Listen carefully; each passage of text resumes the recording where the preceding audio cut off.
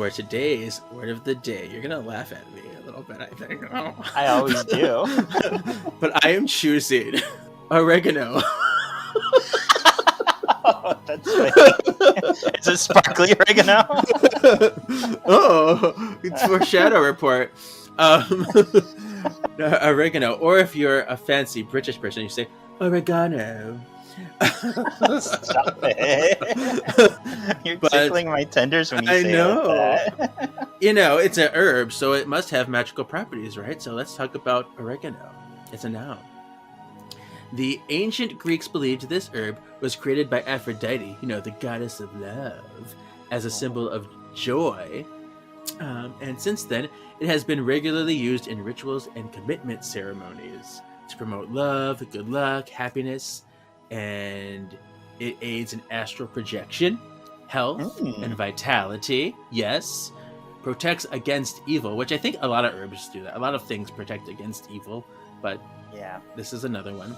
It's used at hand fastings and woven into the cord or in wreaths and crowns that they wear on their heads. It's associated with the element of air.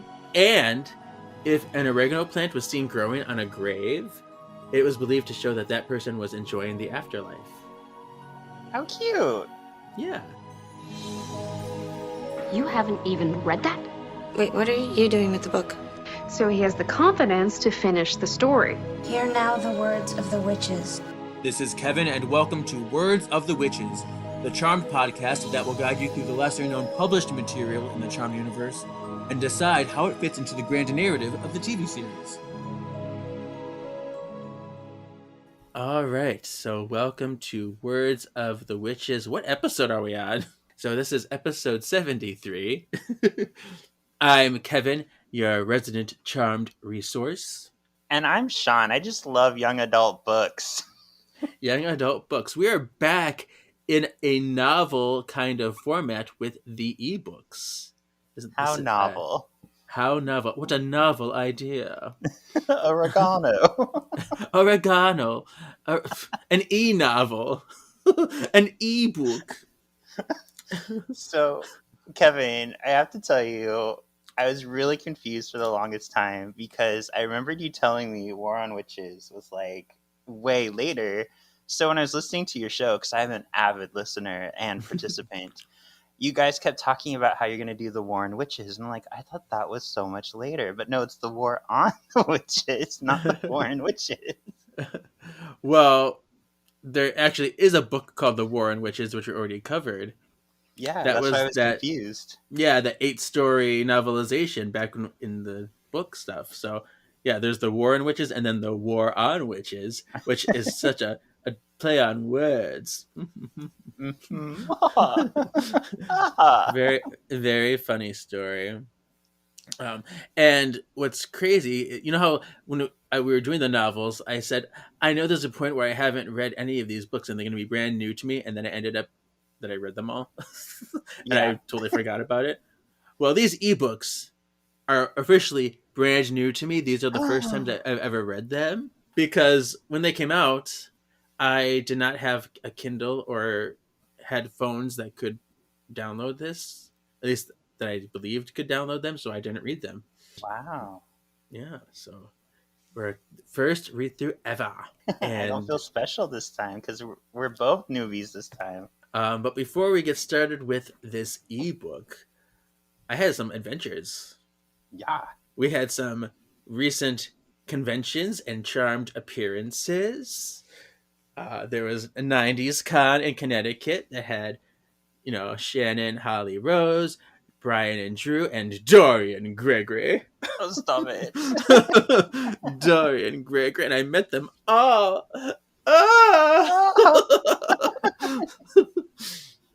And that's when I also debuted my Ms. Hellfire cosplay, which was super exciting. Yeah, and got pictures with Shannon in it. I did. And you were in it with Shannon. It was funny because the first time I met her was just in the big group photo op of everybody. And so they had her in the front row and they were just kind of feeding people in. And so she wasn't even looking at who was in the picture half the time. She's like, I'm just going to sit here and pose. But I got in the picture and I'm like, oh, she didn't notice me. I'm like, but I'm Miss Hellfire. And then she like quickly turns, she's like, oh, what? Gasp! And then she's like, yeah, she's like, wow. She's like, I have the necklace for that outfit still. So she has that green necklace. So I got a little tidbit on that, which was fun. Cool. Yeah, and then Dorian Gregory was super fun, and he talked about Michael Bailey Smith, and he was like, he was based off the Star Wars Darth Maul. I'm like, no. And then Drew, I saw Drew that time again, and get this, I said, it's Kevin from Words of the Witches. He's like, oh, that's you. Word on the street is that you're the guy with all the knowledge. I was like, Stop it. I was like, Qua, you know about me? Qua? I was like a little like giddy. I'm like, oh, and he's like, then he said to me, he's like, maybe our podcast should collaborate sometime. I was like, gasp. I was like, gasp, what? What? I was like, yeah, totally, let's do it. So that is exciting. So he kind of opened that window. That's amazing. And then I had my Paris trip, just like you. And I did the Disneyland and I did the city, and there was Paris Manga and Sci-Fi Expo. I got to see Shannon again. And you know how I love my Shannon, my Prue. And I got to tell her this time because I missed the chance at 90s Con, just how much Prue meant to me. And I told her that I always felt protected and safe and loved with her around. And then I brought up my mom again because, it means a lot more now with my mom passing. And then she made me cry a little bit. She was like, yeah, I know. Because and then, she talked about her dad and how she misses her dad. And then when you had her photo op, she was literally like hugging me, and it was beautiful. And just a beautiful moment. I love her. And she is like the hardest worker. She is so professional, has the greatest work ethic. I always knew this, but to actually have witnessed it firsthand was really wonderful too. On Sunday, everyone was supposed to be there at 9:30 autographing. She was there at 9:35. No one else came until like 10:15. They were like 40 minutes late. And she was like pissed. She's like, where are my co-workers? She's like, what the hell? All by herself. Wow. I'm like, great. And at 90s Con too, she even gave up her lunch to keep signing for people. Wow, that's really cool. Yeah. So we love us some Shannon. I know, and I find it funny looking back on the way I was at the beginning of this journey. Like, I was kind of in that trap of thinking, like, Shannon Doherty's a bitch. Nobody wants to work with her. But after going through the whole show and learning from, the expert, Kevin, and just seeing firsthand, like, what was going on behind the scenes, like, I definitely respect her a lot more because I think her passion comes off as bitchiness. But It's funny now, like, running into other people who are like, oh, she's a bitch. I'm like, no, she's not. I've come full circle. Thank you. Because I still have to defend her. And I get so mad when people say that. I'm like, you don't understand. You just don't know. Mm-hmm. So, are you ready for this ebook? I'm ready for this ebook. Silence. Clap. Okay. So here now the words of the witches. This is The War on Witches, the first ebook of 2, but should have been more. There's supposed to be at least 5 of these things. There's supposed to be a whole new series of ebooks, but didn't happen because the company shut down, went out of business. Oh, okay. That makes more sense. I thought it was random. There's only 2 and then more comics. Yeah. This was written by Paul Ruditis, published May 26, 2015. What's interesting about that is this came out right when the season 10 comics were about halfway through. Oh, okay. So the season 10 comics were already going, and then they decided to write a book that took place before season 10. Huh. As I was reading it, I was wondering, like, do I have to read this to get season 10? Like, is stuff going to happen, or is this just going to be like filler? And probably not, since it was coming out after the fact. But it is cool to get more stories in that time zone. Because I believe all of these ebooks were supposed to take place between these 2 seasons. Mm-hmm. Published by Harper Collins Canada. What's interesting, though, after reading this book, too, I'm like, if people didn't read season 9 and they're just coming into this book, I feel like they would be very confused. Because we're in a particular spot and lots of references to the comic books. So it would be. I think it would be really jarring for someone who just picked this up, thinking, "I'm going to read a Charmed book." Yeah. Oh, Prue's back and she's stuck in this house. It All wouldn't make right, any sense. right. So, but let's get into it. There's this. This is a summary about the novel. So, the War on Witches. Having won the ultimate battle against the forces of darkness, Piper, Phoebe, and Paige, the Charmed Ones, are looking forward to a hard-earned, peaceful future. But when Phoebe's former love, Cole, returns from the dead, and the sisters are reunited with Prue, now imprisoned at the magical convergence between the realms, a dangerous new threat emerges. As seemingly normal mortals violently steal the magic of witches, the Charmed Ones must shield their kind while protecting themselves from a modern-day witch hunt. Witch hunt. Back to the old novel format, we're going to go chapter by chapter and talk about it. So, chapter 1. Piper stands in Prue's duplicate fake manor in the nexus of the all, as Prue just starts decorating the place with her newfound power. She's like, I can make things change to whatever I want because I'm all powerful here. So she's like moving things around, moving the furniture, adding things to the walls, just conjuring things.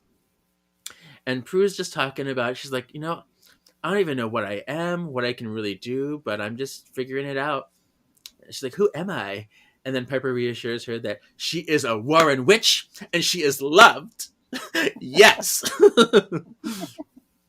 Just then, a package orbs into the dining room table, or onto the dining room table, not into, onto the dining room table. And Piper says, yeah, this is a housewarming gift from her and the sisters. Paige orbed it there for you. And then Prue opens it up. She's like, just open it. Here it goes. And it is a painting drawn by all her nephews and nieces. And it's a little, a child made it. So it's a little rough, a little kind of scary, probably. But it is a picture of Prue surrounded by all of her family and all the family trees. It's a beautiful sentiment.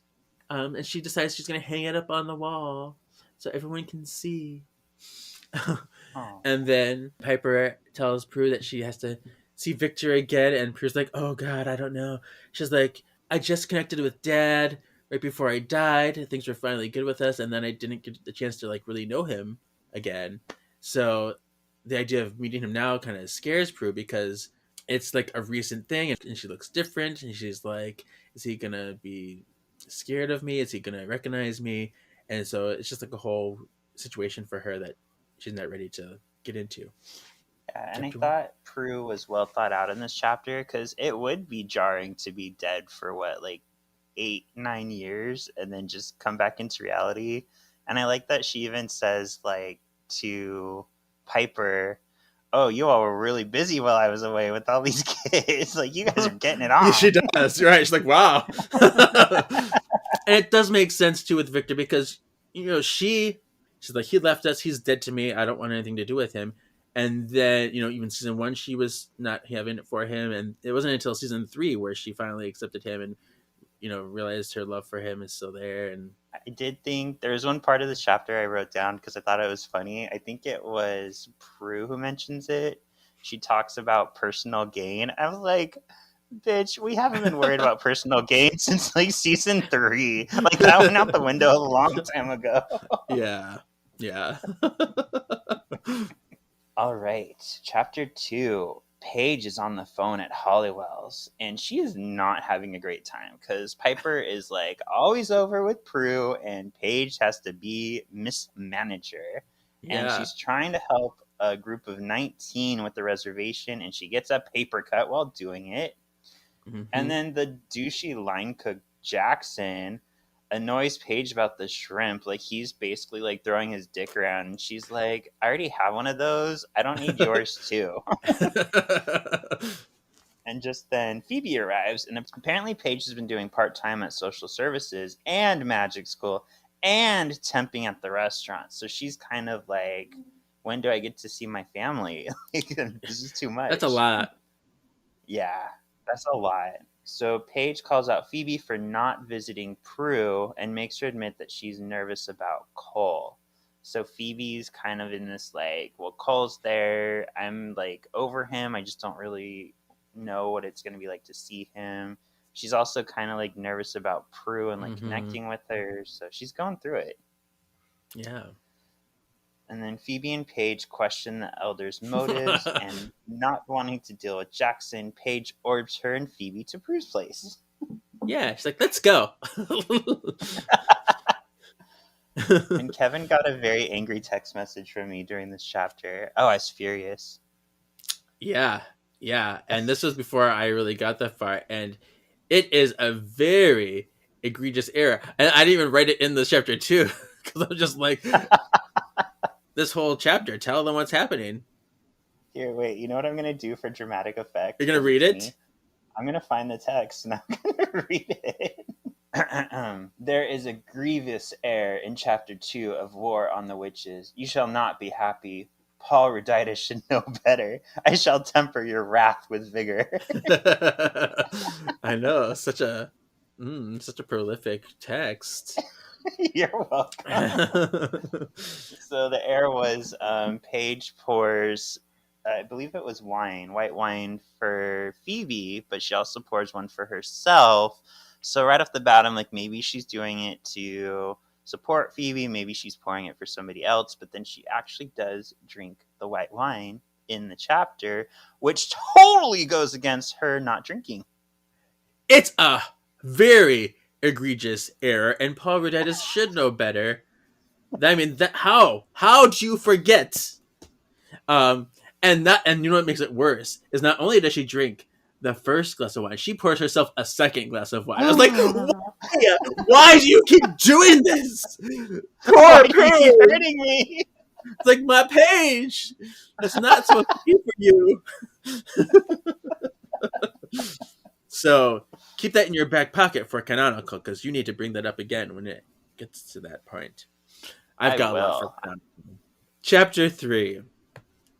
Natalie Young she's at work, and she works at a place called Tech Bytes. She's troubleshooting on her work computer, and then a man enters the store and stares at her. And he's like, he looks at her necklace and he's like, is that an ankh? I don't know why that's funny, but it was. It's such a common pickup line. Is that an ankh? Oh, you want to come over? Right. And she's like, you're making me uncomfortable, man. Oh no, sorry, it was a necklace. It was her tattoo. So she has a tattoo. Okay. But yeah, she's an ankh tattoo. And she was very unsettled by this guy. He's like, do you believe in eternal life? Just like saying with the weirdest lines. I'm like, creeper, get out of here. Yeah, red flag. Yeah. And so just then this man pulls out a dusty book. This big old dusty book, like a big old grimoire looking thing. Oh, just like the one that Prue has in her body. I just got a replica of the grimoire. Oh, nice. Yeah. But he pulls out this big old book and he's like, I know what you are. You're a witch, bitch. And she's like, gasp. And then he says, this is the Book of Light. And then he pulls out a vial of sparkly herbs. Ooh, herby glitter Oregano, sparkles. if you will. Yeah, well, maybe. And then he's like, here's some herbs. And he's like, throws it at her. And she's like, and then he flips to a spell. And he says, my magic is natural and good, while witch's magic is evil. He tells her, this won't hurt. And then Nat tries to escape, and she tries to run out the door, and he like grabs her and pulls her to the floor. This is like a real like intense tussle. And Nat's fighting him. She grabs his big old book and she throws it at him. She's like, get away from me, psycho killer. And then the man catches the book and he's like, I got this. And he turns the spell here. And he says the spell. It's like in another language. He's like, blah, blah, blah, blah. And then Nat is trapped suddenly in a beam of light. She's like frozen. She can't move. And he tells Nat that no one is here to help you now. And then this is when he blows the powder at her. And and then and he blows a powder at her, and that's how it ends. All right. Next chapter. Prue hangs up the disgusting, awful, ugly child painting in her make-believe house, Yeah, and Piper and Prue talk about Cole and wonder where he is.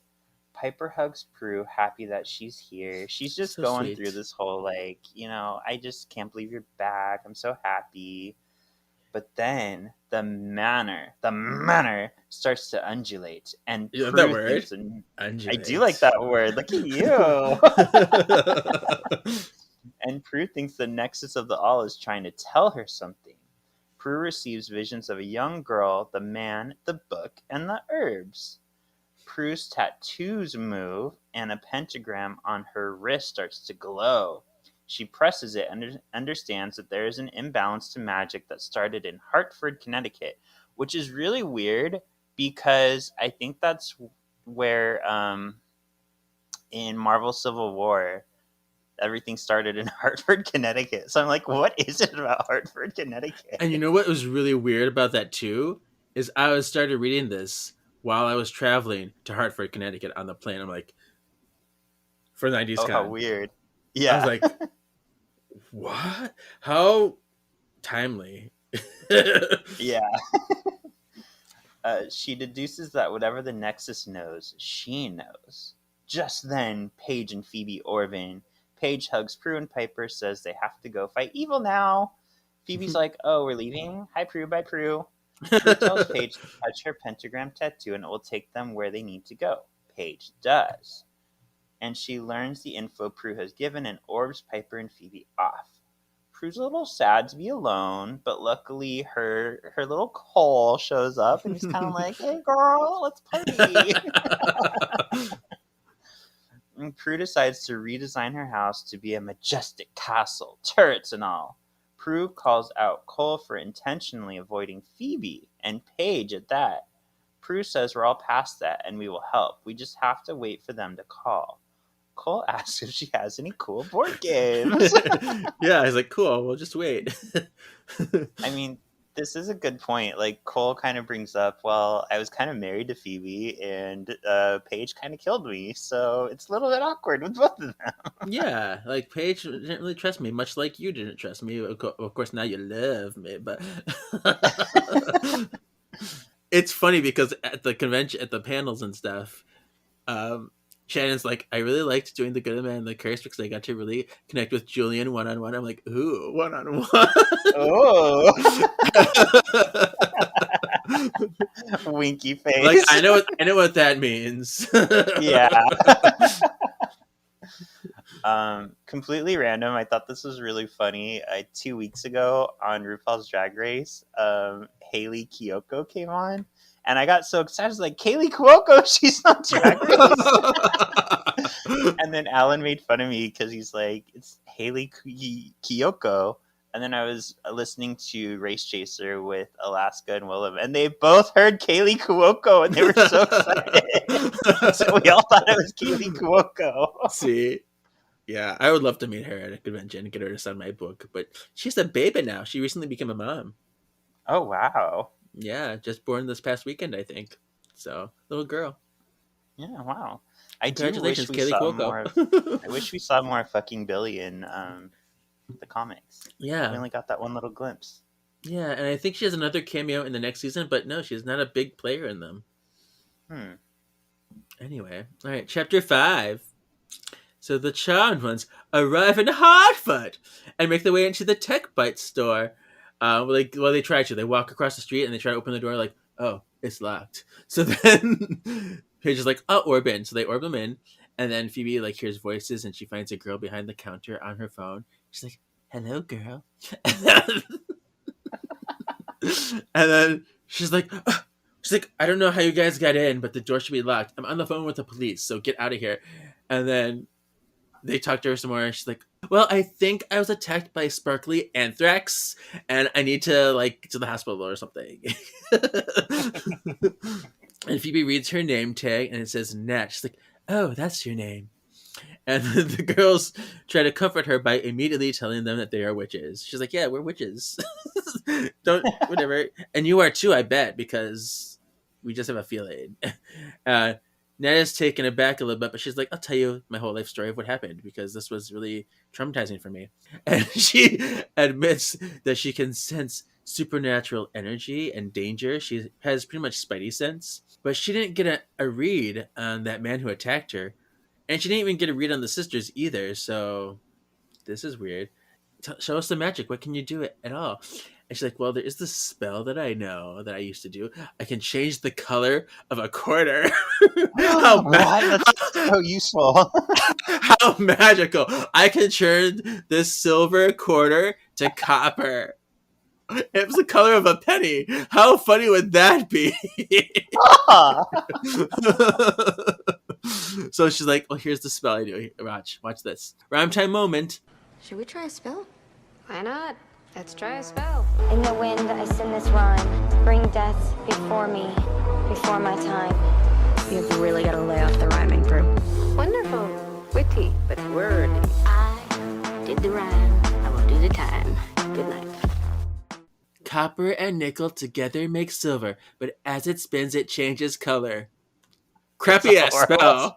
It's the worst spell ever. Like,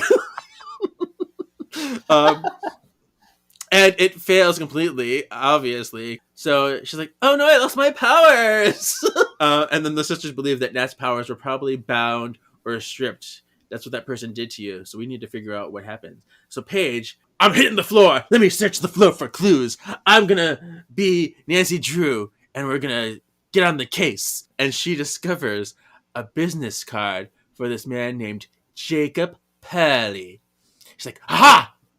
Is this the man? Probably." And then Nat's manager comes to the door. She's like, "Hey, why is this door locked?" And they let her in, but then Phoebe gives the manager a stern talking to. She's like, "Why would you leave your employee here all alone to get harassed and fought with by this man?" Ugh. The sisters leave. She's like, "Now take that, manager." And they decide to start diving into the resources to figure out what's happening. And they orb out. I lied a little bit. It's not Hartford, Connecticut. It's Stamford, Connecticut, where Civil War starts. Oh, okay.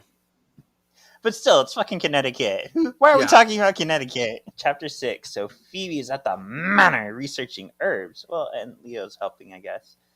Phoebe remembers PJ beaming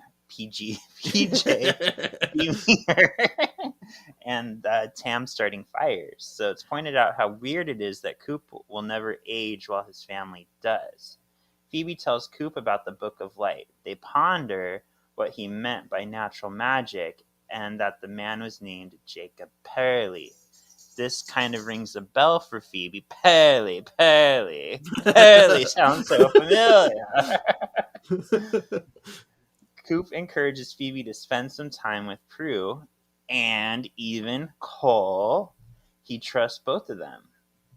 Coop suggests that Phoebe and Cole's love was exciting but not sustainable. With them, it isn't a challenge, something more than she had with Cole. Phoebe levitates a bit to meet Coop at eye level and kisses him. Piper is in the library at Prue's castle. Gigantic, full of books, bigger than the library in Beast Castle. That's what I envisioned. That's what I was picturing. Me too. She pulls out Charlotte's Web and asks Prue a ton of questions about how these books got here.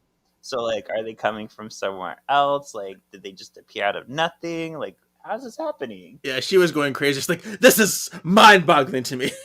Yeah. Can you bring the Book of Shadows here? Yeah, that's right. She did say that. Can you bring that here and make a copy? And Prue said no, right?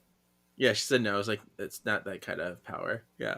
Okay. Prue tells Piper to slow your roll. It's the power of the Nexus, not her. She's still trying to figure out what she can do with all her abilities. Prue decides nonfiction would be a great place to start on the search for mentions of actual magic books. She levitates as books float around her. They narrow the search field as books fly to and from the shelves. Prue and Cole share looks, insinuating that maybe Piper is overstayed her welcome a little. She does have other things she should be doing. Mm-hmm. Paige orbs to Henry's office. Henry tells Paige they have to stay at the manor a little longer because their house has asbestos. Paige asks Henry if he can ask favors for any info his colleagues might have about the attack in Hartford. she orbs away. Yeah. I really did like that Coop interaction because, he recognizes the relationship that Phoebe had with Cole and that it's not a threat to him, and he knows that there could be good things that come from it still. So that was nice. It made me a little sad. I do kind of now want Coop to lose his immortality so he can get old and die with Phoebe. I know it is very weird and weird because like as he was getting older, he's like, "Hey, I'm still married to you, and I'm still hot and 30, or whatever," and it makes you wonder too because he died as a baby, so he had to age at some point. Mm-hmm.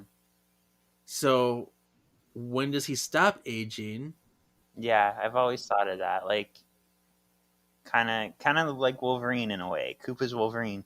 You know what I think it is because they die as babies, but they don't become full cupids for a certain time. So maybe their aging stops when they become full cupid and they get the ring. That makes sense. Chapter 7. Austin, a college student, is at the Philadelphia Art Museum. Austin is talking to this man named Isaac, who wants him to throw the glittery dust herb at an unsuspecting girl in an effort to avenge the death of his parents. She's like, "This girl is a witch. Your parents were killed by witches. Don't you want revenge? Get her." Austin does not want to go through with this, but Isaac says that there are other agents who are busy with other targets. And Isaac, I can't do it myself because I am tainted by magic. I have been touched by magic, and I can't, because he's like, "Oh yeah, I was present when my wife was killed. And my wife and daughter were taken." This whole story, my wife and daughter were taken from me by witches, and I was present, so I was touched by magic, so I can't touch the magic books, or because it stops me from using the Book of Light. Some really rigmarole excuse, whatever. And then Isaac shows. I thought this was a little sexual to me because he was like, "What will you do if I don't do it?" He's like, and he like presses.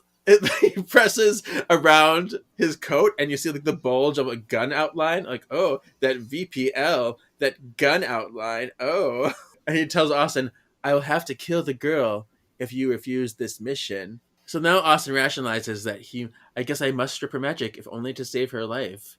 So he's like, "Okay, here I go," and he walks up to the girl in the art museum. He strikes up a conversation with her. And she was sitting there sketching a sculpture at the art museum. And he's very awkward and very like, "Oh, what do I say? Ooh, oh, okay." And the girl thinks he's just read a book about how to pick up women. He's like, "You're trying to flirt with me. You can give it a rest because no thanks." And then Austin's like all flailing about. He's like, "Oh, hey, I know you're a witch. Oh, and that guy over there, he may want to kill you. Don't be scared." And it's like, okay, just casually mention this stuff, and the girl yells for security. I don't know why. Yeah, and Austin's like holding the sparkly herbs, and she's like, "Slap! Get that herby away from me!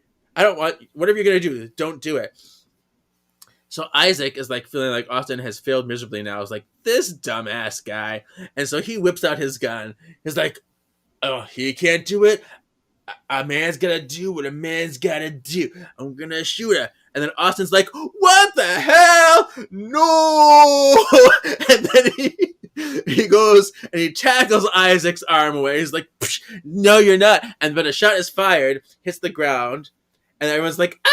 Shot a gun! Scatter!" And then Isaac and Austin run away. He's like, "We gotta get out of here." And Austin feels like he's completely screwed. He's like, "My fingerprints were all over that bottle of herbs that she slapped out of my hand. They're gonna find it. They're gonna tie me back to this. They're gonna expel me from my school. Oh my goodness gracious!" And this is the point we know for sure this is happening in America because gun violence. Yeah, for reals. For reals. All right, next chapter. Prue slams a book down in frustration. They're getting nowhere. Cole thinks something like this must have circulated the demon community at some point. Prue and Piper agree that sending Cole down to evil again is a bad idea. Like, he wants to go down into the underworld, but he's either going to get attacked or be persuaded to evil. Piper suggests that Prue embrace what the Nexus can do and look to herself. Prue changes the room around them to be a magical spiritual place, complete with a triquetra on the floor. I haven't said that word in so long. Triquetra. There you go. Yeah. Prue concentrated in a magical search, opening her eyes to find out she's been out of reach for an hour. Prue reaches for a mug of coffee but drops it as flashes of painful images in light enter her mind. She yells, "Boston, go now!" I tried to say it in a Boston accent. Boston! I don't know. Boston! Park the car! The charmed ones orb to the scene, but they are too late. A home in shambles. An old woman unconscious on the floor. Paige heals the woman, and the woman instantly wants to know where Emily went, a repugnant witch hater. The woman says she is Charlene Bell, and instantly knew they were the charmed ones. Big fan. Charlene says she threw everything she had at Emily, but nothing touched her as long as she had that fucking book. The sisters tell Charlene Emily may have stolen her active power, and it appears true. Emily Fisk Navarro is her full name, and Phoebe finds suspect in the Fisk part. Both Fisk and Pearlie are names of original families in the area. Mm. Paige gets a call from Henry about the failed attempt and shooting in Philadelphia. Austin Herrick, another original family name. The names are original, specifically to Salem. They were all jurors at the time of the witch trials and responsible for Melinda Warren's death. Gasp! Revelation! Yes. So I do love in this chapter we find out that Prue is a Harry Potter fan. That's true. She's like, I have to read those later. Yeah. I do wonder though, like, what you'd probably know this more than me, but what do you think the sisters would say about J.K. Rowling today with who J.K. Rowling's turned into? They probably would not be fans of her. I feel like they're all liberal. Yeah, They're like, yeah. that was my thought. Because even the actresses, they're all about love and inclusivity and, being there for people. They're wonderful. All right, chapter 9. The charmed ones knock on the door of the girl who got shot at. And they're like, this must be it. And the girl, Alicia, is not enthused. She's like, who are you? Get away from me. She's like, well, Alicia, look at what I can do. And she orbs into her room. She's like, oh, bitch. And then and the other sisters follow and they just pummel right in. And she's like, so, hey, Alicia, you were shot at. You needed to give us more information. And she's like, okay, well, let's just talk a little bit. But then Paige kind of sees that Alicia is like slowly creeping towards her mattress. And she's like, I'm going to go in there. And she's like trying to grab something from between her mattresses. She's like, oh, whatever she's going to grab, orb to me. She's like, metal thing. And then it orbs to Paige and she like flicks it. And it is actually an expandable baton to like whack someone with. And she's like, oh, naughty. Too bad I got this. I see what you're trying to do. She's like, you can never be too careful. So then Alicia's like, okay, fine, I'll tell you everything. And she describes the events of the attack and shows them pictures that she sketched of both the guy with the book and who she now thinks is kind of cute. She's like, he was kind of cute in an awkward kind of way. And then here's the guy with the gun. I got them both because I just love to sketch things and I remember things. And the sisters leave Alicia with the contact info. She's like, here's our phone number. Give us a call if something comes up. And lock your doors. But they take the sketch of the gunman. It's like, we're going to go on the hunt. Paige orbs the sisters to the police station that has, the evidence. And they look out the door and Piper freezes all the security cameras as they race down the hall. So whenever the cameras are facing away from them, she freezes the halls so they can walk without being detected. And then they sneak into the evidence and steal the sparkly oregano bottle thing. Because they keep joking, like, this looks just like oregano. What could this do? Oh, word of the day, oregano. And Piper and Phoebe were expecting to continue to get to the bottom of things. She's like, let's get on with the mission. Let's do it. Paige is like, no. She's like, you know what? We've been gone all day. I need to spend some quality time with my family, and I need to sleep. And you guys do too. We need to be well rested so that we can continue the fight tomorrow. Because if we're gonna be falling down flat on our faces, we need to be up on it. So they're like, yeah, Paige, you're right. Okay, fine. We'll continue tomorrow. So they go home and spend the rest of the time with the families. Go Paige. Tell Yeah, everybody what you need. Right? She's on it. I love her. Yeah. Chapter 10. This chapter started off a little confusing because Austin's on a train with Isaac feeling trapped. He's like, I have no money. Even if I did get away, like I'm in the I have middle nowhere to of go. nowhere. Yeah. Don't know where Very I am. culty vibes. Very much so. Yep. But then, as an expert on cults, you can listen to me on Once Upon a Cult every other week. Yeah. So this is where it was confusing because they're on the train and then suddenly they're walking up to the church. I even had a double take that, read it over again. I was like, when did they get off the train? But there are quite a whatever. few moments in this book that are like that where it just jumps and I feel like I missed something. It happens a lot. So that's one of them. Yeah. Okay. So they get to the church and Emily greets them and takes them into a back door of a church where she and Jacob were. Ooh, Jacob didn't- Hurley. Jacob Haley. So yeah, so now we've already met Jacob and Emily. We've met Austin, who stopped the shooting. So this is where everything's starting to come together. We're starting to see the whole group. Yeah. Jacob didn't like stealing the girl's powers. It didn't feel natural and it didn't feel good. Emily, however, is all about it and revels in ridding the world of witchcraft. That's such alliteration. You're welcome. There are 3 books of light in the room, so there's more than just one. And Isaac speaks with Austin alone and tells him that the whole day with Alicia was a setup for his plan B. He wanted to scare her into using her powers in public. Isaac reveals that Alicia has Jubilee's powers and considers it useless. Wow. I mean, true. It's true. You tricked me into doing an X-Men reference. Thank you. I did. Solving for X every week. Isaac leads Austin fireworks. For people who don't know Jubilee's powers, it's like fireworks. Fireworks. Pyrotechnics. Yep. Isaac leads Austin into the church where hundreds of other people his age were, with even more copies of these books with the sparkly oregano. More than enough to start a war. So lots of books, lots of cult members. Yep. Mm-hmm. Back at the manor, Piper is waiting for Paige to orb them to Prue. She's like, where are they? We need to go. We got stuff to fix and figure out. And oh yeah, because earlier, Cole wanted to go to the underworld and they were not allowing him. Like, that's not a good idea. But Phoebe thinks they should let Cole do whatever he needs to do. Like, even if it's using his old demon connections, he's a big boy. He can do it. He can take care of himself. Paige comes in and once again steals the scene by telling everyone what's going to happen. She's like, this is the deal. It's like, I will work with Prue to figure out what these herbs are. Phoebe, you will go with Cole to the underworld to investigate the books. And Piper has to spend some time at her fucking restaurant and not ignore it because it got hard like P3. I'm on, Piper. But whatever. Yeah. Anyway, so Paige and Phoebe orb to Prue's. And Prue asks, and then Phoebe goes with Cole, but they both have to go there first. Prue asks Paige to put some of the herbs in the cauldron while she scans the shelves for other ingredients.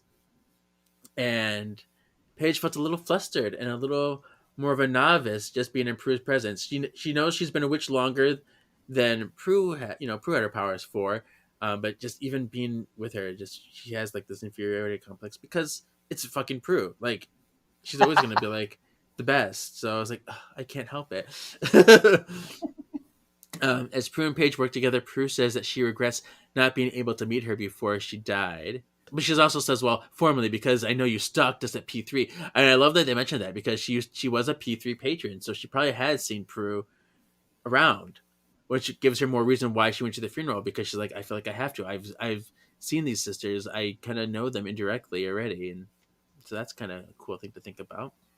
Interesting. Yeah. The pair talk about their dream jobs. Paige is happiest doing her white letter things, and Prue is happiest helping her sisters. And nothing is more important to Prue than her family and protecting them. Which it's nice that she feels good that she can do that again, even if she's trapped here. She's still in the fight. And Paige says something sweet. She's like, if the power of three was such a big force, imagine how powerful the four of us can be. In Sean's mind, this is foreshadowing for when we get to the Power of Four in season 10. Wishful thinking. I'll put that in my hope chest. It's gonna happen. All right. Phoebe is in the underworld, and she reminisces about when she thought the underworld and Disney World were both fictional places. This was so random, but I liked it because it's these little details that make us love these characters. So we hear a story that Grams used to tell them Disney World didn't exist because she didn't want to take them. Yeah, we can't afford it, so that's just a fictional place. Yeah. Sounds like something Grams would do. Yeah. So Cole and Phoebe walk awkwardly side by side, and Cole says they're going to visit Eleazar, a demonic sort. Is that how you say it? Eleazar? Yeah. Whatever you feel like you want to say it. I'll say Eleazar. A demonic sorcerer least likely to kill them. They come to a frilly glass door, and a high-pitched voice says, "Just a minute!" Eleazar. You're welcome. Yeah. Eleazar answers the door gleefully and is essentially your old gay uncle as he pets ceramic dogs, offers you candies, and hopes you stay for lunch. and He really was wearing a robe. Yeah, he has pajama pants and this robe and oh my gosh. I was instantly in love with him. Me too. He's great. Yeah. Eleazar says, Balthazar was ever so much more polite. Even with all the unpleasant murder and mayhem, he always took the time for tea. What the tea? I laughed out loud just picturing Balthazar visiting him, having in his little Mrs. Nesbit outfit, having tea time. I love it. So, how's the family? Great. Eleazar says the price for information is other information. Gossip. He doesn't want to hear about Phoebe and Cole. How droll. That's old news, but is very curious to hear about Prue. Tell me about Prue. Recently back to life Prue, a charmed one. Prue, what's going on with Prue? Phoebe didn't want to give away too much, and she says she's redecorating. Eleazar's not happy with that and demanded something juicier. Cole offers dinner, and Eleazar counters, "You aren't my type." You aren't my type. This troll chapter, just fantastic. I need more of him. Cole clarifies that he's not interested in going to dinner with Eleazar, but giving him a free dinner at Hollowell's. Could you imagine? You're a demon, and you're at a Charmed One's restaurant. You'll be the talk of the town. Yeah. And that attention whore, Seer Jasmine, is not invited. Yeah, he's like that attention whore. The stupid review she wrote, bitch. Yeah. So, number one, I love that this chapter talked about Mrs. Javits. Do you remember Mrs. Javits? I remember Mrs. Javits. Lots of comic book references in here, which is great. The beaming earlier too, yeah. Was there anything too, because they mentioned Jasmine and the demonic codex, is that someone we've met, or is that just a one-off mention of a character? Just a one-off, yeah. You never met her. Okay. I tried researching it. I'm just going to ask Kevin. He knows everything. Yeah. All right, chapter 13. Piper is at the restaurant, finally taking care of it since she was forced to by Paige. And she's realizing that Paige was doing a better job at managing it than her. Because everything was pretty much done. She's like, everything I try to do is it's taken care of. Okay, well, what do I do? What do I need to be here? And all of a sudden, the new menus, because she has new menus that change up and they're delivered to the restaurant. So that's exciting. Then Douche Jackson comes out to Piper, and he's bitching about how he knows more about the food than the chef, and that Paige knows nothing about restauranting, and because he's like, I left a 5-star restaurant to be here. Oh, how this is such a horrible place. And Piper's like, you know what? Why don't you go back there? If you're gonna be such an asshole, just go there and do that stuff. I'm firing you. He's like, oh, what? Yeah, Oh, bitch, oh. go, get out of here. And it's like, fine. And then Piper is looking over the menus as Phoebe and Cole appear startling her. She's like, oh! It's like, really? And then Paige orbs in shortly after that, and Piper's like, oh! And she's like, seriously, people are gonna see you. I love this too. She's like, Paige is like, you're not even open, and she's like, oh, well, you should really start to get opening now. So they go to talk in Piper's office. Paige wants to talk to Piper about visiting Prue all the time. She's like, there's something I gotta tell you. But then Phoebe comes out. She just comes out and reveals, there's no such thing as the Book of Light. Just had to tell you. Just right out and say it. And Paige was like, oh yeah, now that you mention it, that mystical magical herb that we were talking about, it's literally just oregano and glitter. Just there you go. And Cole and Phoebe believe that the book is magical, but it's not what they say it is, because the Book of Light doesn't exist. It must be some other kind of book.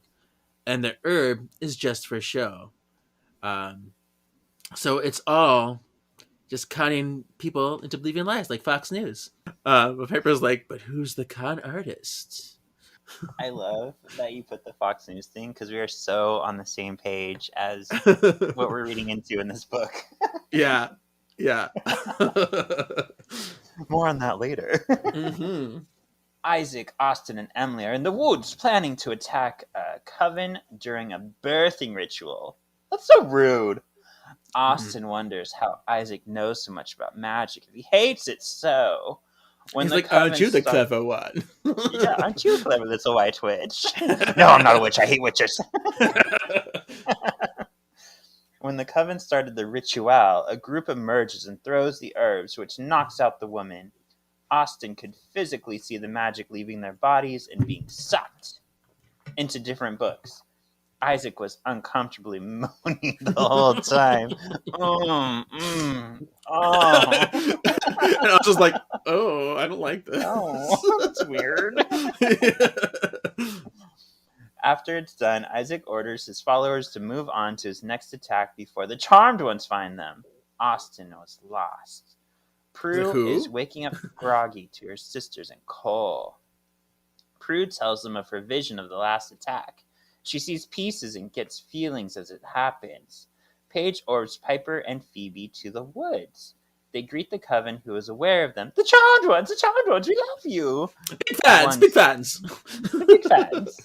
One cynical member, Vanessa, the bitch, the name that Ursula takes when she's impersonating Ariel. They use that on purpose because it's a bitchy name.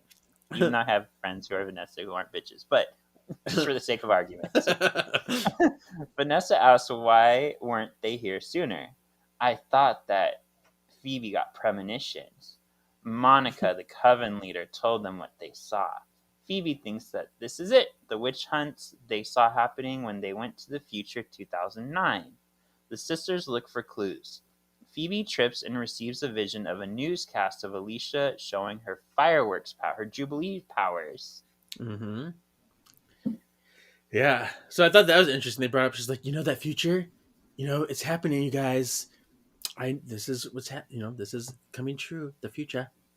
Yeah, that is something I really like that too, because I love the idea of destiny writing itself. Like, okay, you stopped it for now, but we're still gonna get there eventually, one way or another.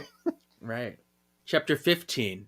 Isaac teleported Austin to an art gallery, and this is where I felt like I missed something. I'm like, when did he get teleportation powers? I never seen this for the whole rest of this book. They were taking a train earlier. If they had the teleportation powers, why did they even take a train? That's true, and that chapter would have been a lot easier if they just said if they just teleported straight there. Yeah, it's like, see, things just are missing anyway. But all of a sudden, Isaac has teleportation powers, and he teleported Austin to an art gallery, a new one. And Austin is certain that Isaac is using them all now. He's like, this guy, he is just a con artist. Who is this guy really? I don't trust him. but I have to go along with it and save face. Um, Austin moves through the crowd and he sees that Alicia girl again. He's like, "Hey, I know I kind of went weird last time we talked, but you know I kind of want to talk again." And Alicia's like, "Oh, he's so cute, but he might be dangeroso, so I don't know. What do I do?" And then but Austin's like, Isaac, he's dangerous, and he's trying to out you as a witch, so be on guard. He's like, we have to leave. And I love this too, because he's like, come on, let's go out this back door. And she's like, I'm really enjoying our chat, but there's no way I'm going with you to a back alley with a stranger. Sorry, I'm taking the front door. I'm like, yeah, you go, Alicia, fighting the stereotype and doing your own thing and being safe. I love that. And then Austin is like, okay, well, fine. Here's this page from the Book of Light. It's in my pocket. If things go bad, you have this. And then so Austin's like tries to leave out of the back emergency exit, but he finds it won't budge. It's locked. It won't move. He's like, Isaac, damn him! Curse you! Curse you! Yeah. So, but then Alicia, because she's taking the smart way, going out the front door where everybody is, and she tries to push it, and it won't budge either. She's locked in from the front. Austin and Alicia share a look from across the room. She's like, what's happening? And all of a sudden, red swirlies appear in the room, like, and they took the form of this red skin with silver streaked demon. He's got horns. He's got wild, wavy black hair. And Austin knew, like, this looks like Isaac, except it's uglier. Like, that's him. The demon attacks Alicia. He throws a fireball at her, and then Alicia just randomly does her fireworks for some reason. He's like, she knew she was not supposed to do it. She's like, oh, pew pew pew pew. Like, what? It made no sense why she did it, but she did it. And then, the demon's like, now I will kill you now that you showed your power. Ha ha ha ha. And then Austin goes, he has this thing, and he's like, no. His terrible difficult move. But this time, green spirals of energy shoot from his fingers and hit Isaac's back, and he's like, you got me. And then the sisters orb into and they're like, whoa, what is happening? There's a demon there. That guy was shooting energy beams. Oh, but they got potions. They got a potion. And so, but then they notice that the people in today's day and age are recording this whole thing on their cell phones. Like, whoa, how cool. I need to post this later. So like, oh, wow, this is not going to be good. News at 11. And then Isaac grabs Austin and disappears. Like, I got you. Let's get out of here. All right. And so now all the innocents are there after them running around. Pepper's like, okay, well, show is over, people. And then the artist whose gallery it is, she's like, oh my, the show is not over. This is my artwork. They destroyed my artwork. Doesn't anybody care? And then Alicia joins. They're like, Alicia, come over here. So Alicia joins the sisters. The sisters throw their potions on the floor, and then little smoke erupts from the potions, and then Paige puts like an orb shield around them so they're not affected. So as the smoke goes, it's like a memory spell potion. So anything the smoke touches affects the memory, so all the people in the room will have forgotten this whole situation. But then they're like, Paige is like, Piper, they all recorded this on their phones, right? She's like, oh, crap. So she's like, I'll just freeze everyone and we'll go to all the phones and delete them. I'm like, are you kidding me? How long did that take? Let's just go through the phones, delete all the things. And I'm like, But apparently they saved one on their own phone. They must have Bluetooth the video to their own phone. Like, really, how much time do these people have? But sure. I know.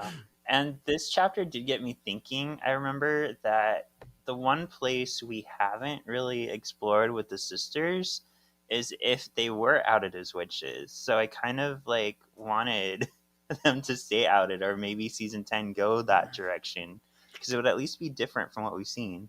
Mm-hmm. I mean, All Hell Breaks Loose is probably the closest or the longest that they were outed, but they never like lived a whole life with them in the public eye, and it would have been an interesting development. Yeah. The Isaac demon has Austin in a chokehold. He releases him. Austin asks, "What are you?" Isaac returns to his human form and says, "Sorry about that. Yeah, I'm a demon. Just want to put on a good show, by the way." Isaac wants Austin to figure out what he is, and he tells him he's a warlock. Isaac says discovering Austin was what inspired his plans. Austin is told that his father was a warlock and his mother was immortal, and they were both killed by a witch when his father tried to kill her for her power. Isaac reveals that he is the last of his father's line. A member of the jury actually adopted an orphan. That orphan was Matthew Tate. Gasp! Gasp! As the last heir, his blood is needed to battle the Charmed Ones. Yeah, so that was a fun little tie-in. I was like, It ooh, was. I was in it. Yeah. All right, chapter 17. The sisters and Alicia orb to the nexus of the all Prue's house. And they find the room that they're in is all tilted and it's in shambles. It's been moving around. So they're like, oh. But then they make their way to Prue's master bedroom and it's glorious. It's amazing. It's beautiful. Almost nothing has broken here. So like, wow. Paige is like, I want this bedroom. And then, but they see Prue and tossing and turning in her sheets. She's alone, so nothing kinky is happening, but she's tossing and turning in her sheets. And she's sweating. And she's like, there's a big imbalance now. The magic is going crazy. It's weakening. You know, she's really feeling the ties of magic going haywire. Alicia takes out the page of the Book of Light that Austin gave her. She's like, oh, I have this. Can this do anything? And Cole's like examining it. He's like, oh, you know, this blood, there's blood in this writing. So I know that much. We need to use magic to learn more about what this is. Alicia's like, hey, you know what? I could sketch the demon I saw. Would that help? And like, yeah, okay, do that. So Prue weakly's like, yes. And she, while she's in her crazy, sweaty, messed up state, Prue's like, here. She conjures some paper and she colors some colored pencils and sketch stuff. She's like, there you go. And Piper and Paige take the Book of Light page elsewhere so they can look into that. Paige calls out for Piper obsessing about Prue. She's like, you really think about Prue too much. She's like, you can't just, you know, give up your dreams to be with Prue. She's like, no one's life is more important than Prue's. And so it's like, okay, that's a little crazy sounding, but okay. And Paige says, you need to live your life again. Prue would want you to live your life. And Prue does have to get used to her new existence, you know, without you. And see how this means for her, too. Piper's like, I'm not ready. Which I'm like, oh, I'm a little sad. Because I know how much she idolizes Prue and how much she missed Prue. And that part I get. So, but still. Yeah. Get a grip, girl. Anyway, so, but the two of them finish the spell prep. Prue is living out a brand new vision. It's of the Salem witch house where she used to work as Patience, White Lady Jugs, and she sees Sarah, who she who she once mentored. She's like, "Oh no, that's Sarah, my lesbian lover," and she witnesses her get her power stolen. And she's like, oh no, it's about Sarah. And so she's a little sad. But I love that they threw that in there. Yeah. Phoebe walks into Prue's bathroom and she's jealous of it. She's like, this is my dream bathroom. Why does Prue get everything? Like, oh, I hate this. But she's like, fine, I'll just grab up a washcloth. Here I go. And goes back to Prue. And then she like dabs her forehead. She's like, here you are, honey.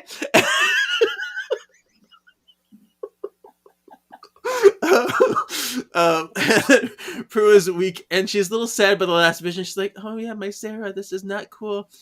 Alicia finishes her sketches and she's like, here's the demon. And Cole's like, I don't recognize this demon, but I think I know someone who does. I'm gonna take the sketches to Eleazar, whatever his name is, and then hi little paper boy.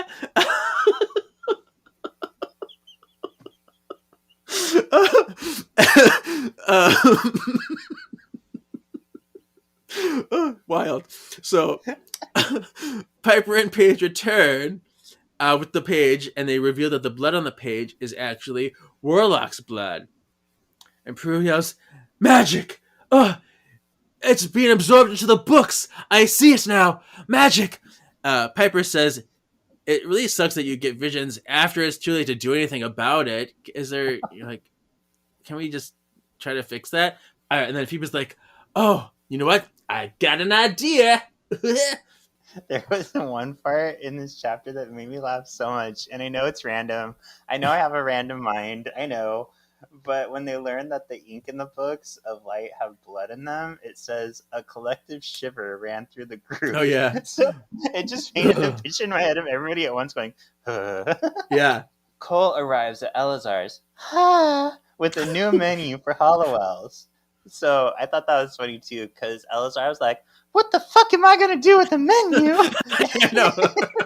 And Cole's like, "But it's seasonal; it hasn't been released yet." Yeah, because he's like, "You know, I have the internet, right?" That's what he said. Yeah, that's true. I have the internet down here. Cole shows him the sketches, and Elazar dramatically reveals that his name is Isaacs. And I like his how personal original. profile. I know. So Isaac is really Isaac's. All right. Yeah. But then dramatically reveals more information about warlocks going missing over the years. Elazar gives Cole a box from one of his hidey holes. My hidey hole. Hidey hole! I love this man. Cole leaves, opens the box, and inside is a white orb. It's Cole's father's soul. Oh, we're going back to that story from way back when. Season 3. Yeah. I was going to guess 3. I wish I did. Mm-hmm. Mm-hmm. Rainer and his father's soul. So apparently Cole, before he was killed, he gave it to Elazar for safekeeping because he acquired it and he gave it to keep it safe. And now he's returning it. So that's kind of cool. Yeah. Chapter 19. Phoebe and Paige tell Piper that they promised a demon sorcerer, and Henry's investigator friend, free reservations at Hallowell. So they get a reservation, they get free dinner. Piper's like, "Are you kidding me? Why did I even open a restaurant? It's fine, whatever." And then Cole returns with Isaac's info. You know, he teleports, throws fireballs. He's a patient schemer, but quick to act in the moment. All the stuff that Elazar was telling me. The sisters are about to perform a spell, but are unsure what it will do, so they make Cole and Alicia go away because we don't want you to get exploded or something. Prue is still weak and sweaty. She's still having these night flashes or hot flashes. But then the four sisters they all grab Prue's hands, they grab each other's hands, and they recite the spell that Phoebe wrote. Rhyme time moment! Should we try a spell? Why not? Let's try a spell. And it says, "The power of 3 and nexus of all, hear our cry and answer our call. Unite our powers, help us prevent the attack on our next innocent." And this spell I thought was cute. I like this one. That's a good one. Yeah. So that was nice. And then all of the sisters suddenly were hurled into this strong vision. So the visions that Prue was kind of having, they all have like a shared vision now. And they see an attack on a mother and daughter in an apartment. So this is actually a future, so they can stop it. Immediately, the sisters saw Prue were orbiting to the apartment. So the strong connection just automatically took them there. And the attackers were automatically frozen in the moment. So the very heightened state that they were in. The mother and the girl are sitting there unsure what's going on. The girl's like, "Who are you?" It's like, "We're witches, dear. We can do anything." and then the girl's like, "Who are they?" And it's like, "They're bad people." Well, no, actually, they're misguided people. Sorry. And then Paige orbs the frozen attackers to the manor. She's like, "Get them out of here." So puts them into the manor. And then Paige orbs back, and she says, and then the mom and girl are told, "Lock your doors. Don't let anybody else in." Okay, bye. And then they orb off. And they go back to the manor, back at the manor, and Paige orbs the assailants' books away because they're still frozen. She orbs the books away from them. Then Piper unfreezes them. They're like, whoa, where are our books? And like, oh, they try to rush for them. Like, no, no, no. And the two parties have a standoff. So Jacob and Emily are there, and then the sisters are there. And then Jacob and Emily are just like really like resentful. They're just yelling profanities like, "You stupid witch folk, we hate you. We're gonna rid you all from this world, evil." And Emily is ever the holy hell bitch, and she is livid that the sisters suggest that she is working with a demon. They're like, you're working for a demon. She's like, I am not. Why would I work for the devil? How dare you call me that, stupid witch? You're the devil. You're the devil worshippers. Then Paige shows Emily and Jacob a cell phone video that they recovered from the demon. She's like, oh yeah? Here, look at this. It's a video of that demon. And then the sisters... And then Emily is still like, what the fuck? No. So Piper just like freezes her. It's like, okay, I'm not going to get through to you. You just sit there and leave me alone. But they see Jacob has a little bit of doubt. So they're like, Jacob, look at this. You need to realize that what's actually happening here. You are working for a demon. He is using you. You're like, don't believe the fake news that he's telling you. We could really use your help. He's like, They did a good job, I feel, with these followers. I was really in it with them. I felt like they're all personalities that really exist and would really happen in a cult like that. So, yeah. In the kitchen, Book of Lights are slowly being collected. Leo is the official handler because the sisters are afraid if we touch them, will we lose our powers? Yeah. Phoebe is stirring a potion. Potion! Piper, Oh, yeah. Piper is bringing vials. Leo and Piper embrace, and Piper realizes she needs to spend more time at home. Jacob has been helping recover the books because he knows there's a bigger enemy than witches. Grabbing the potions, the sisters orb to the church. Jacob meets them there and tells them to come through the back. They tentatively enter, perked to any sign of a trap or threat. Phoebe is picking up some strong feelings with her empathy, and they discover the secret room. Paige orbs them in. They find Austin chained to a wall and attached to a machine that is draining his blood and writing it into a book. Ugh, that sounds like Saw morbid. I don't like it. Yeah. They rescue him, and Austin weakly reveals the plan. Isaacs was making 4 books. He's coming for Prue. So, one book for each sister. Each sister. Mm-hmm. Crazy. Chapter 21. Paige could not heal Austin, so apparently whatever magic is on him doesn't work for the Heelys. And so she orbs him to Prue and Cole in the Nexus, hoping that he can maybe get a little bit of healing there. And then look at the next room that's attached to this room, and they're all confident that the next room is a trap. But Phoebe, ever so impatient, she's like, well, hi! So she levitates and hurls herself at the door. She like kicks it with a powerful like thrust, and they knocks the doors off its hinges. So that was a really powerful kick. But I'm like, Phoebe, it's a trap. She's like, I don't care, whatever, I'm going in. And they see an altar in the middle, and then there's like these 21 pedestals of books that have an absorbed power in them. So all these books are powers that were stolen from witches. And then the sisters goad Isaacs out. They start like trash talking him. And he's like, you know what? You can't hurt me. I've got a force field. I'm safeguarded from your magic. It's like, okay. And then Isaac's chants, and a stream of water rushes out of one of the books. But Piper easily dispatches it. Yes. She freezes it.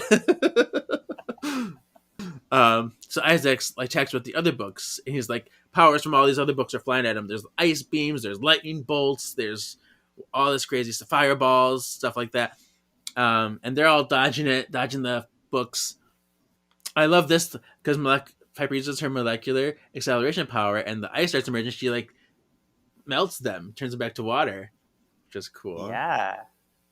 I was like, oh, because if she blew it up, then you'd get ice shards flying out people and maybe stabbing it. And I guess she could have frozen it, but I like that she turned it to water. And then this magic light rope, I guess kind of like the one that was like freezing the witches and stealing the powers with the other books, was starting to strangle Paige. There's two of them, they're like choking her. And then Piper used one of their potions and she's like sprinkled it on the thing to make it like weaken, and then Paige could orb out a little bit. Oh yeah, and then Phoebe threw one of the potions at the force field. She's like, I just want to try it just to see if it worked. So they just used two of the three potions already, like on this, like for no reason. But yeah, and then all of a sudden, bitch Emily appears beside the demon, and she says Isaac needs to channel his magic through a human. So yeah, we're a team. And then Piper's like, "You're a fucking idiot," and she's like, "You know he's a demon, right?" She's like, "One evil at a time. Once I rid the world of witches, then I will rid the world of demons." I'm like, "You are a human. You think you're gonna stand a chance against all this? Like, what a stupid idiot bitch. I hate her." Anyway, Not only that, but she says it directly in front of him. Like, I know. Thanks for helping. I'm gonna kill you soon. Bye. Right. I was like, oh my god, this girl. Piper and Phoebe figure if they shift the pattern, because Piper blew up like a pedestal of one of the books and the demon freaked out. He's like, oh! So I guess that he thinks if they move the shape of the books, that they can like find a way to like defeat Isaac, because this pattern is what's giving him the more power. And they think that the force field he's using is coming from one of the books. So you have to figure out which book has this power and stop it. But all of a sudden, all the books, he called them. He's like, books, come to me. And they fly to him. They form this wall of books. And all of them these books are shooting the powers from them at them. So they're really getting a big giant attack of them.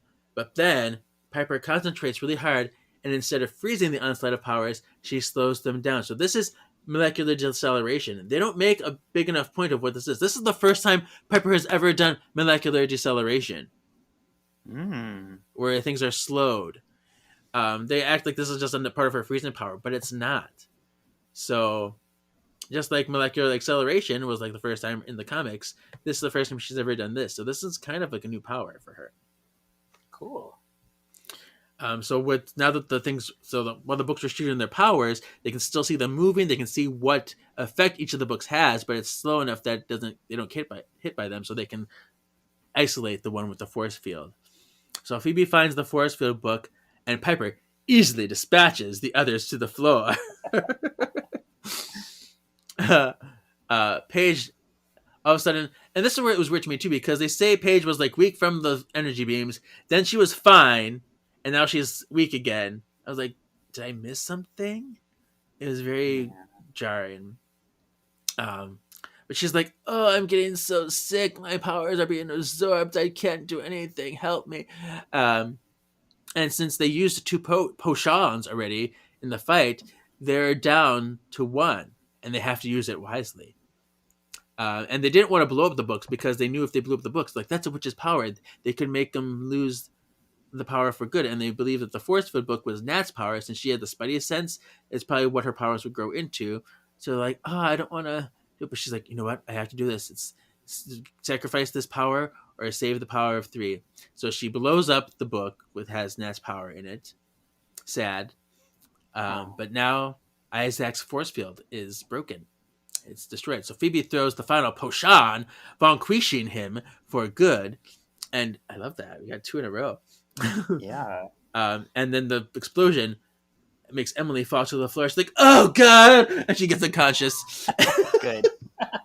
Bitch. So real quick too, I forgot, in chapter 20 is when Phoebe's talking about how destiny writes itself, and then she's like, but then how come there's not real world on the moon? I know. All the callbacks were so wonderful. I know, they're so good. You could tell between this and Morality Bites Back, you can tell how much Paul just really loves Morality Bites. Like, yeah, because these both are such tributes to it. He does. He loved that episode, and actually, when we get to the Book of Threes, because he wrote those 2, he does rant and rave about that episode.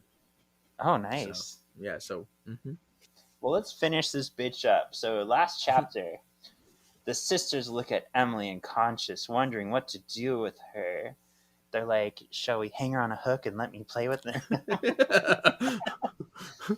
Phoebe holds her hands over Emily's temples and projects her emotions back at her just enough so that she can feel the hurt that she will do to herself if she continues down this path.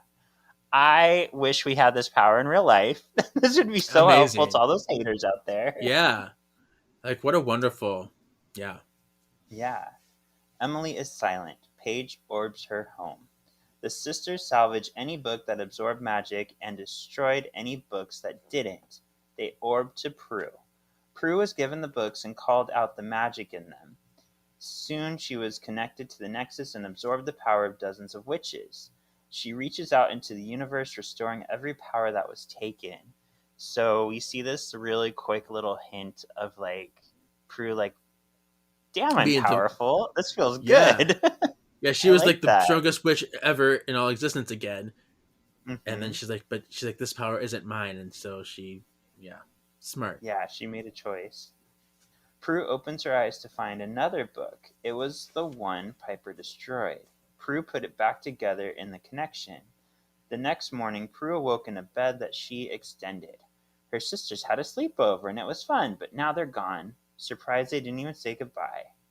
Prue began her morning ritual and thought about the present and future. In the kitchen, she finds Piper has made breakfast. Phoebe tells Prue she feels guilty for not trying harder to bring her back, and Prue tells her that at the same time she was a mess too. They love each other. It's a sweet interaction. Yeah. Piper hands Prue one of her new menus. At the top of the menu was a photograph Prue took of the Golden Gate Bridge. Piper had it developed after the funeral, so part of Prue will always be there. Aww. Mm-hmm. Paige orbs in with Victor. He finally sees Prue after all this time and tells her she's as beautiful as ever. He's staying for a week. Soon the whole Hollowell clan orbs in, and they meet Aunt Prue. Prue says she's going to have to add a few more rooms. This was such like a happy, like swoony, emotional chapter. The feels. Yeah, and I forgot to mention it, but I also really liked that it's hinted that Prue like made the castle, which is not something she'd normally do because of her feelings of missing Phoebe. So she was doing Mm-hmm. things like to mirror the sisters that she was thinking of, Yeah, which was exactly. sweet. Mm-hmm. So, final thoughts on this book? I really liked this book. It was a little messy, I'll say, as I was reading it, because there were so many like kind of like his comics, Mr. Rutitis. There are a lot of like dead ends, like the it being just oregano and glitter. And then we find out it really didn't matter that he was getting the jurors' descendants. Isaacs was Mm-hmm. just doing that for funsies, kind of. But I do love the idea of, I don't know, maybe this will get too political, I don't care. I love the idea of like following a false prophet. Like basically Isaacs is like witches be bad, but he's worse. So like we can't always just follow blindly. We have to do our research and like consider Mm-hmm. the person we're attacking. Yeah, it's a really great thematically because Paul Ruditis is a gay man. I don't know if you knew this. So, um, he does write really liberal, profound, wonderful. Like there's symbolism in all of his writings, and so Yeah. that I do like. Um, I thought this book was pretty great. I loved the mix of dynamics that we get to see, like the interactions between, and stuff we don't get to see. We get to see Prue and Paige work together as witches, as sisters. We get to see Phoebe and Cole kind of work through the awkwardness. Like it's really neat, and the pairs are cool to see.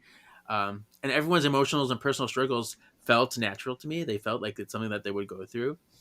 It was legitimately a funny book. There are lots of really funny jokes, as well as sentimental. But you're right. You're right. What's scary about this book is that this charismatic leader gathered and manipulated. I'm throwing it all in there. Yeah.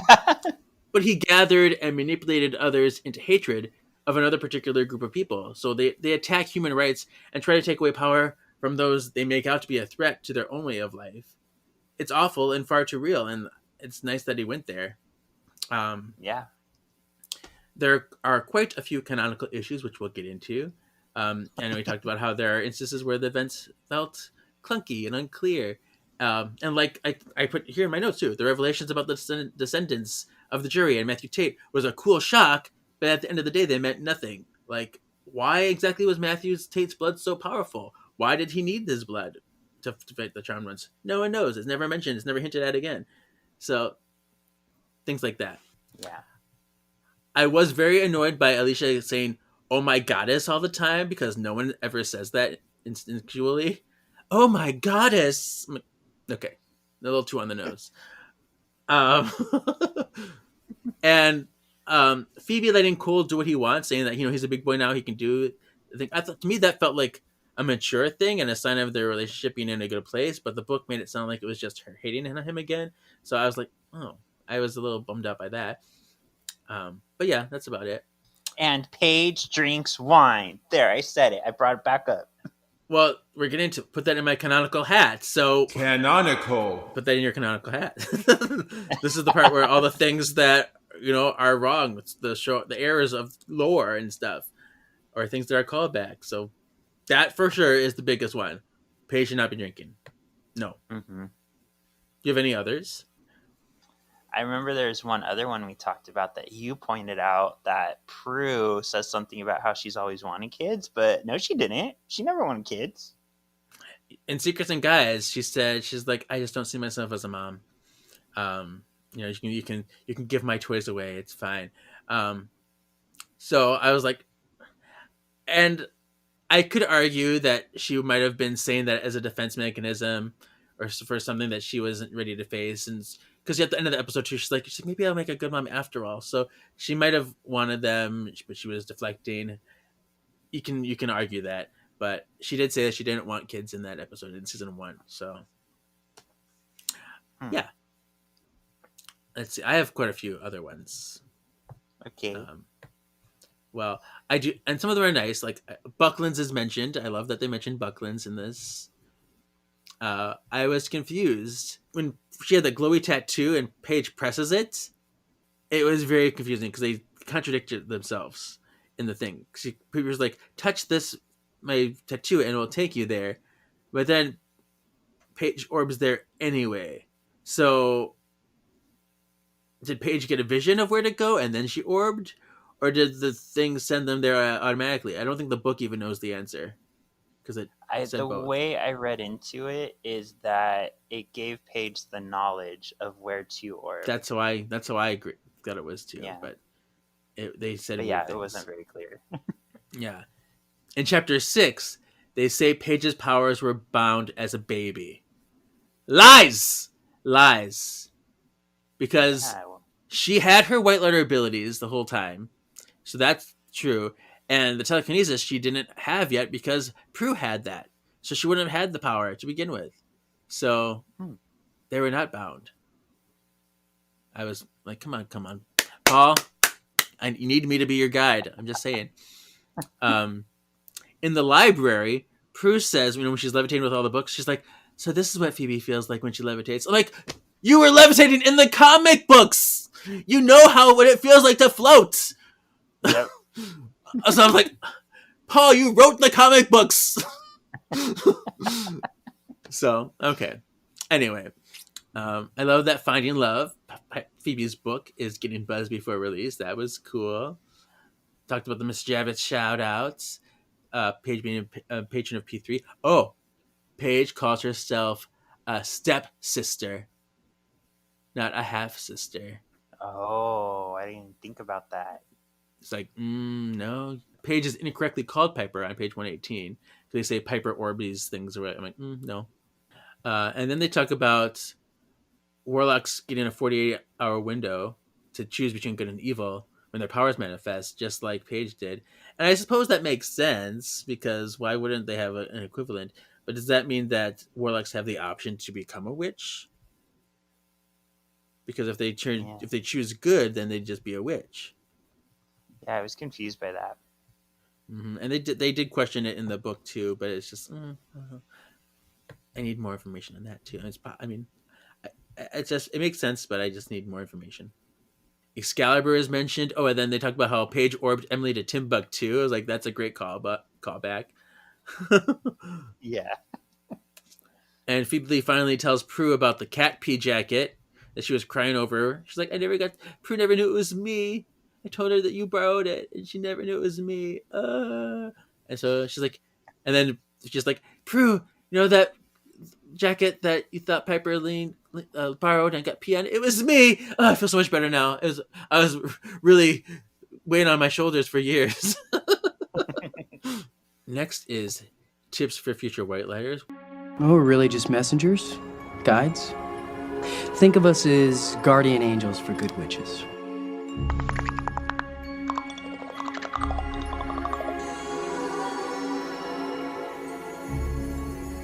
Tips for future white lighters. I was out being a force of good in the universe.